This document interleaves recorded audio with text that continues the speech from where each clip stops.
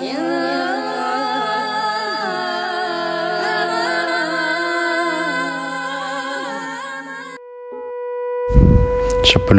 kalian subscribe dulu channel ini agar kalian tidak ketinggalan video terbaru dari channel kami. Prabu Brawijaya telah masuk Islam disaksikan Sunan Kalijaga. Turut menyaksikan pula dua santri Kanjeng Sunan. Sementara dua abdi Sang Prabu melihat dengan raut tidak nyaman. Sang Prabu berkata kepada dua abdinya tersebut, "Wahai Sabda Palon dan Naya Genggong, aku akan memberitahu sekaligus meminta pendapat kalian bahwa mulai sekarang aku sudah meninggalkan agama Buddha dan memeluk ajaran Rasul. Aku menyarankan kalian mengikutiku. Aku ajak meninggalkan agama lama dan masuk agama Islam." Sabda Palon dan Naya Genggong menjawab dengan suara agak tinggi, "Kami ini raja dari semua danyang di tanah Jawa. Tugas kami adalah momong mengasuh para raja di Jawa. Itu sudah menjadi tugas kami berdua. Semenjak dulu kala mulai sang raja Manomasyaya Suketrem hingga Bambang Sakri berlanjut sampai sekarang. Kami yang ngomong semuanya. Kami tidak pernah tidur. Sekalinya tidur bisa 100 hingga 200 tahun lamanya. Selama ini akan banyak peperangan antar saudara. Bangsa-bangsa saling bermusuhan. Saat ini usia kami sudah tua. Sudah 2003 tahun. Selama ini pula kami selalu mengasuh para pemimpin Jawa dan semuanya tidak ada yang meninggalkan agama Buddha. Hanya Paduka saja yang meninggalkan pedoman asli Jawa. Jawa itu artinya paham. Sekarang Paduka tidak Jawa lagi, tapi sudah menjadi Jawaan. Artinya suka ikut-ikutan, tanpa menyadari bahwa itu akan menjadi penghalang Paduka untuk moksa kelak." Kata-kata Sabda Palon itu langsung disambat oleh gelegar guntur dan goncangan bumi. Sang Padu Punokawan juga menyindir keputusan Sang Prabu dengan akan memunculkan 3 keanehan di Jawa, yaitu tumbuhnya padi yang tak berbunga, padi yang mandul tanpa isi, serta padi buncel yang isinya kecil-kecil. Prabu Brawijaya bertanya, "Sabda Palon, Naya Genggong, aku bertanya, kalian mau tidak masuk Islam bersama saya dan meninggalkan agama Buddha?" Keduanya menjawab ketus, "Paduka masuk saja sendiri. Kami tidak sampai hati meninggalkan ajaran leluhur kami. Tidak tahan melihat orang-orang Arab yang suka menganiaya sesama makhluk dan gemar melanggar tatanan. Ilmunya hanya di luar saja. Kami tidak mau masuk Islam karena itu akan menghalangi jalan moksa. Yang mengatakan agama Islam paling mulia hanya orang Arab dan orang-orang yang mengikutinya. Mereka suka memuji kelompok sendiri secara berlebihan. Paduka juga sama saja. Sekarang suka memuji tetangga dan merendahkan diri sendiri." Sabda Palon dan Naya Genggong bergantian menyanggah dan mendebat. Sebagai Prabu Brawijaya katanya, "Kami lebih suka agama lama, lebih suka menyebut jagat dewa yang agung. Alam semesta ini adalah perwujudan dari dewa Budi dan Hawa. Manusia itu sepantasnya menuruti keinginan Budi sehingga hidupnya tidak sengsara. Jika Paduka mengikuti Muhammad Rasulullah, Itu artinya Paduka mengikuti jasad Muhammad yang sudah dikubur. Jasad itu tempatnya salah, hanya menuruti keinginan raga yang menjadi sumber kentut. Yang dicari hanya makan, minum, dan menikmatan semata tanpa peduli kemuliaan diri. Makanya yang disebut Muhammad dapatnya badan ragawi, sebutan roh ilapi. Itu asalnya lapi, yaitu lapisan. Kalau sudah rusak akan kembali ke asalnya. Kalau begitu Prabu Brawijaya berada di makam tempat mana? Begini Paduka, Adam itu artinya awang-awang, Ibrahim artinya sifatnya hidup, mulia artinya menemukan rasa. Adapun Muhammad adalah wujud badan ini yang menjadi tempat bersemayamnya rasa. Sabda Palon melanjutkan zat, sifat, dan rasa. Itu semua adalah pengejawatan Hayang Maha Lebih yang bersemayam pada raga. Raga itu ada karena hasil senggama ayah dan ibu. Adapun raga itu sendiri sejatinya menampung sifat Tuhan juga. Maka yang disebut anak itu sebenarnya adalah wujud pribadi yang samar dan gaib. Namun jika salah menerapkan malah menjadi Lata dan Uzza yang menjadi sifat raga yang gemar menuruti kesenangan duniawi. Wujud pribadinya menjadi ragawi. Itulah serusak-rusaknya pribadi. Jika zat, sifat, dan rasa itu kembali pada Hayang Maha Lebih, maka yang tertinggal hanya rasa. Nah, Paduka memilih tempat yang mana? Apakah ada rasa atau pada raga? Apakah Paduka lebih memilih yang berada pada raga, menjadi tuan tanah yang kalau mati menjadi demit, penguasa tanah, atau mau yang lebih rendah lagi, yang terus menunggui jasadnya sendiri, yang busuk terkubur di tanah? Jika Paduka memilih itu, maka sia-sia saja hidup Paduka. Itu akibat kurang budi dan pengetahuan, kurang memakan pohon kewaruh dan buah pohon budi.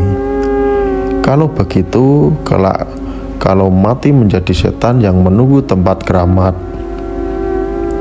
menanti-nanti makanan dari orang yang mengirim sesajen selamatan, lalu membantu mereka untuk urusan duniawi. Padahal sebenarnya itu malah menjerumuskan nasib orang yang sudah meninggal itu. Tidak tergantung pada derajat kita saat masih hidup di dunia, tapi bergantung pada perbuatan dan keadaan kita sendiri. Jika selama hidup banyak berbuat baik, maka ia akan terus dimuliakan.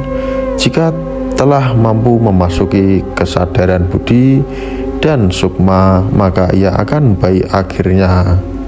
Sekarang silakan Paduka menanggapi kata-kata saya tadi. Sang Prabu menjawab, aku berasal dari Nur dan akan kembali pada Nur. Sabda Palon menyeregah, itu adalah pemanahan orang yang bingung dan pengong atau tolol. Dari satu kok kembali ke satu, makanya hidupnya di dunia merugi lantaran tidak memiliki ilmu kesadaran. Belum makan pohon kawaruh dan buah budi, berasal dari satu selalu kembali ke satu. Itu buah kematian yang utama. Yang utama itu 1130, 1130. 100 artinya putus, telu artinya telas, puluh artinya pulih dan berwujud kembali. Ketika mati wujud raganya rusak, tapi orang rusak hanya yang diliputi roh ilahi yang hidup abadi, raga terpisah dengan nyawa. Inilah makna syahadat, tanda asyhadu alla yang sebenarnya roh ilahi menyerut laksana bulan di akhir waktu surup bersenja. Begitulah kita harus tahu asal-usul kita sampai kita menjadi manusia. Surup itu artinya semurupa atau ketahuilah, yaitu mengetahui awal, tengah, dan akhir dari perjalanan hidup. Jangan pernah goyah oleh godaan, tetap teguh layaknya orang yang mengheningkan cipta di dalam gua. Prabu Brawijaya menimpali, sekarang ciptaanku kusandarkan pada seorang manusia mulia, yakni Rasul Muhammad. Kata Sabdo Palon, itu adalah pikiran orang sesat, seperti benalu yang menempel pada pohon besar, tak punya kepercayaan diri, hanya bersandar pada kebesaran orang lain. Jika begitu, Paduka tidak akan mendapati kematian yang utama, malahan akan mati secara hina. Kelak setelah mati juga akan terus menempel pada orang lain, lantas diusir dan akhirnya gentayangan menjadi roh penasaran dan akan terus mencari orang yang mau disandari. Kata sang Prabu, aku berasal dari keadaan suwung, tanpa ada apa-apa seperti keadaan sebelum aku dilahirkan. Kelak ketika mati, aku juga akan kembali pada keadaan seperti itu lagi. Sergah Sabdo Palon, itu adalah kematian orang kelelap, tanpa pegangan iman dan ilmu. Itu lantaran di dunia hidupnya seperti binatang, hanya menuruti hawa nafsu makan, minum, dan senggrama. Setelah puas lalu berak, kencing, dan tidur sampai tubuhnya gemuk. Manusia seperti itu hanya mencari kekuasaan dan kehormatan dikelilingi limpahan harta benda. Kelak jika mati, ia akan sirna bersama tubuhnya. Sang Prabu berkata, kelak setelah mati, aku akan menjaga kuburanku, akan kutunggu jasadku di kuburan. Sabda Palon menjawab, itu adalah kematian orang bodoh, pekerjaan setan, kuburan yang terus-menerus menjaga daging busuk.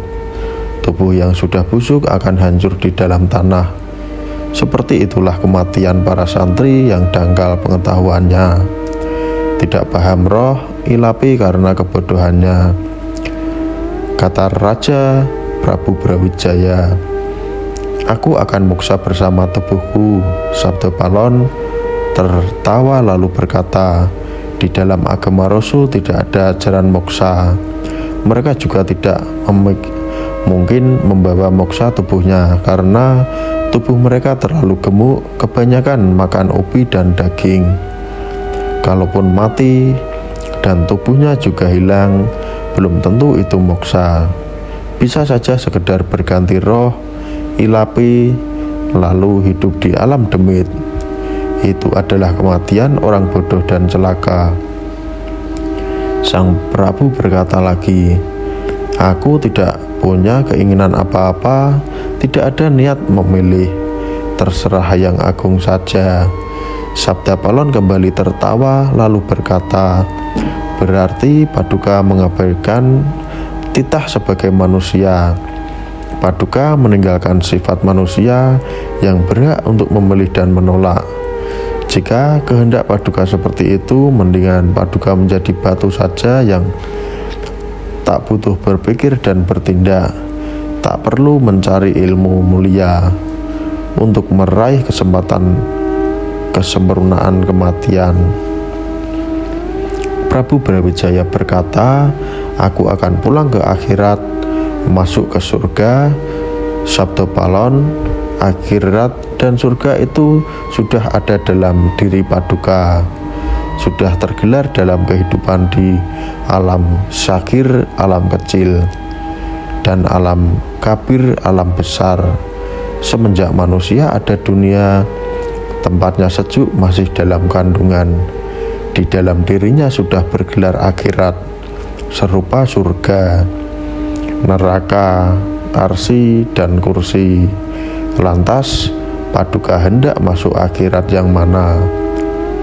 Mau masuk akhirat di luar diri? Jika menginginkan akhirat di luar diri, maka itu sesat. Keadaan akhirat di luar diri itu serba tidak enak, hidupnya melarat. Ini yang saya hindari. Jangan sampai hidup melarat karena salah memilih tempat. Konon akhirat di luar diri itu keadaannya adil dan makmur, padahal tidak. Salah satu akhirat di luar diri itu adalah Nusa Srenggi. Nuansa itu artinya tempat, Sreng artinya kerja berat, Anggi artinya keadaan. Di sana manusia dipaksa bekerja berat untuk kepentingan Raja Nusa Tinggi. Sungguh celaka orang yang masuk ke akhirat Nusa Srenggi ini. Di sana tak ada ikan, sayur, dan sambal. Itulah akhirat yang didamba orang dunia. Orang yang mati di akhirat Nusa Srenggi keadaannya sangat menyedihkan, lebih nestapa dari dunia. Paduka jangan sampai tergiur masuk ke akhirat Nusa Srenggi. Jangan pula berharap masuk surga di sana. Paduka akan tersesat. Di sana manusia diperlakukan seperti hewan, disuruh bekerja paksa dengan diberi makan sekedarnya. Tidur pun hanya berselimut tanah. Banyak yang menganggap kehidupan di sana kekal, padahal tidak. Paduka jangan terkecoh. Kehidupan di surga tidak enak. Jangan masuk ke sana. Jangan pula menghadap Hyang Widi. Tuhan itu tanpa nama, tanpa tempat, tanpa wujud, tanpa keadaan, tanpa rupa dan warna. Wujudnya hanya nama yang dipuji sebagai sifat hidup. Yang belum kenal maka ia tidak akan tahu rumah yang maha suci. Yang Paduka kenali baru sebatas cahaya saja, serupa dengan cahaya matahari, bulan, dan bintang, yang tidak menyatu namun juga tidak terpisah. Padahal Tuhan itu sangat jauh tanpa batas, namun juga sangat dekat tanpa saling berharap. Paduka tak bisa dengan gampang berdekatan dengannya, pasti akan terbakar menjadi abu. Nabi Musa saja yang bergelar Kalam Widi tidak mampu melihatnya. Dengan mata kasar sampai beliau hampir mati. Tuhan itu gaib tapi meliputi segala wujud. Paduka ini bangsa manusia, bukan bangsa malaikat yang berasal dari api dan dekat dengan Hyang Widi. Raga manusia berasal dari nutpah, air mani orang tua, lantas menjadi roh dan budi dari Hyang Agung, punya kemampuan untuk terlahir kembali. Jadi Tuhan tidak perlu mencipta berkali-kali. Manusia itu memiliki negeri pribadi. Ketika tubuhnya sudah tua, lantas ia tinggalkan dan memasuki tubuh baru.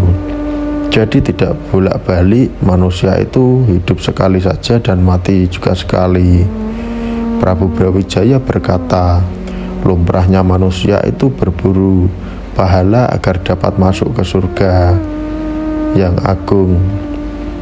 Sabda Polon membalas, itu adalah pandangan orang yang matanya mendua, jadi pandangannya beliru. Itu adalah pandangan syariat. Orang dilihat hanya benar salah, baik buruk benda dengan mata kebatinan. Yang dilihat adalah sifat dan zat Hyang Agung. Mata batin itu hanya melihat benaran yang satu. Inilah yang disebut mata Ki Lurah Semar. Wujudnya nyata, ucapannya tidak samar. Ke barat menemui kebenaran, ke timur juga bertemu kebenaran. Wujudnya sendiri juga tidak samar. Kalau begitu yang benar itu bagaimana? Jelaskan tentang hidup dan mati, pinta Sang Prabu. Sabda Palon berujar, hidup adalah yang selalu bersamamu, meskipun melepas raga, namun hidup itu akan tetap langgeng selamanya, tidak pernah hilang. Itulah yang disebut hidup. Adapun mati itu hanya berlaku bagi raga, yakni hilang dan musnah, menyatu dengan bumi. Sedangkan roh ilapi tetap melanjutkan hidup. Makanya orang yang beragama Budi itu ketika raganya sudah tua, lantas ia membersihkan tubuh, kemudian ia keluar dari raga itu. Raga yang sudah rusak ia kembalikan, ia haturkan kepada sang pemilik. Ia sendiri kembali ke asalnya. Makanya jangan sampai keliru jalan pulang. Kemudian ia akan meminta raga baru yang lebih baik, yakni berasal dari nutfahnya orang mulia dan mendapat roh ilapi yang lebih bagus. Begitulah ia hidup, kesadarannya tetap teguh, tak pernah berubah. Yang berubah dan berganti hanya raganya saja, di mana raga itu hanya sekedar tempat bagi roh ilapi untuk menjalani hidup ini di alam dunia. Maka yang disebut Sang Prabu Brawijaya yang sejati itu tidak pernah muda, tidak pernah buta. Tua ia langgeng menjalani kehidupan, terus mengisi perjalanan hidup tanpa tergoyahkan oleh badan lama atau badan baru. Dirinya bertapa di dalam gua cipta yang hening dan tenang. Namun dalam keheningan cipta itu ia membawa apa yang sudah menjadi bawaannya, yaitu raga. Ia tidak dikenali oleh raga. Kalau sang raga merugi ya biarkan, kalau untung ya hitung saja. Untung dan rugi itu hanya berlaku bagi raga. Sendangnya diri sejati tidak pernah mendapat atau kehilangan apa-apa. Dengan begitu ia akan selalu sadar pada rahasia ciptanya. Tuhan hidupnya nyata dan ceta, jelas. Adapun roh itu masuk melalui cetak, sedangkan badan tercipta melalui cetik. Itulah kesempurnaan pengetahuan orang Buddha. Terjadinya raga manusia baru itu diawali dengan Kalamwati. Si Kalamwati masuk ke dalam gua perempuan, bermain-main di tengah lautan rahmat kenikmatan, menyelam sampai ke dasarnya. Di sanalah mulai terbangun sebuah raga baru, calon bayi, yang menjadi bangunan istana Baitullah, rumah Allah. Di sana pula hadir sukma jiwa. Raga dan sukma menyatu menjadi sebuah manusia baru. Manusia baru itu berdiam di dalam rahim ibunya. Maka sebagian manusia itu hendaknya sadar pada keberadaannya sebagai makhluk semesta. Ia juga seharusnya sadar pada rahasia cipta diri yang langgeng tak pernah berubah. Di dalam kandungan itu, umur dan nasib manusia ditentukan, tertulis di dalam Lokil Makmul. Namun, untuk menjalani nasib itu butuh sarana bergantung pada usaha dan kemampuannya. Yang kurang berilmu dan kurang ikhtiar, maka kurang beruntung hidupnya. Perjalanan hidup manusia dapat dilambangkan dengan 4 arah mata angin. Arah timur simbol munculnya manusia dari jabang bayi hingga dewasa. Arah barat melambangkan masa birahi dan keinginan bersenggerama.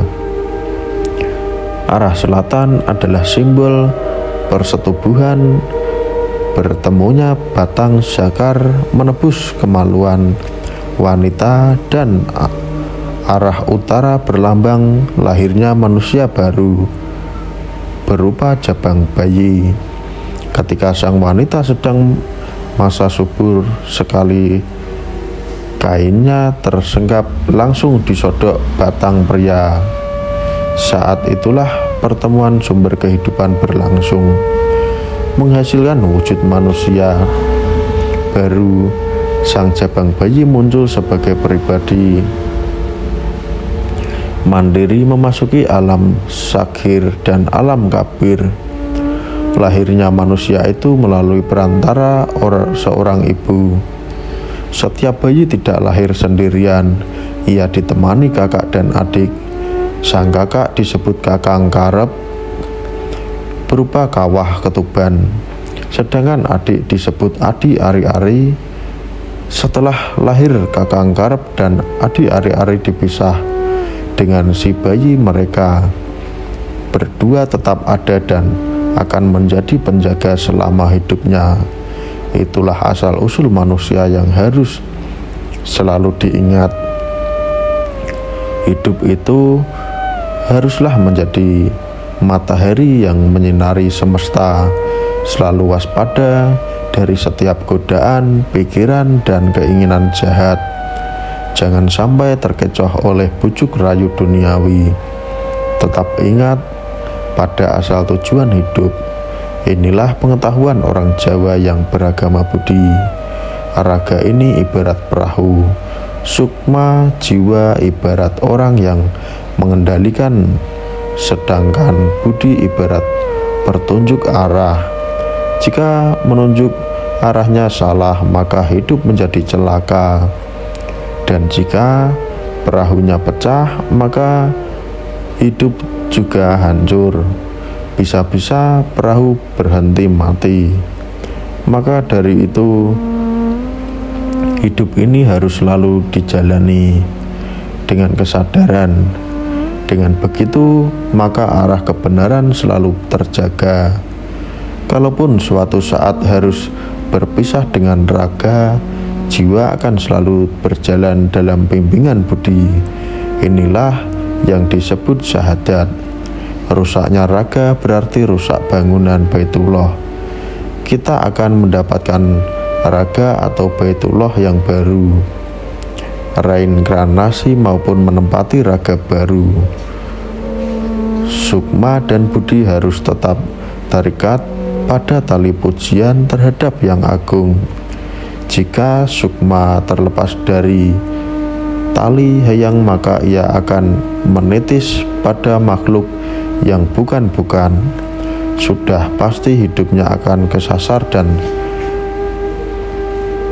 tidak selamat. Inilah pengetahuan yang harus dipegang untuk kesempurnaan hidup. Apa pendapat kalian tentang video ini? Silahkan beri komentar di bawah ini.